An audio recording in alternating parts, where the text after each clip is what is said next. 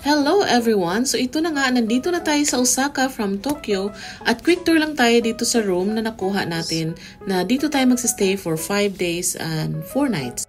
Dito nga natin napiling magstay sa Citadines dito sa may Namba Station sa Osaka dahil malapit lang siya sa mga tourist spots na gusto nating puntahan. Like for example, Dotonbori is only 10 to 12 minutes walk, and then the Namba station is only 10 minutes walk. Koromon Market is only 5 minutes walk. So anong meron sa executive room nila? So meron silang 2 beds, meron silang dining table, meron silang small kitchen, full fridge, and then office desk area kung gusto mong mag-work, which is nag-work ako habang nagbabakasyon.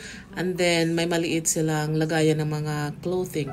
Then ang amenities ng hotel is meron silang laundry, which is we really needed because ang mga damit namin is only for 7 days.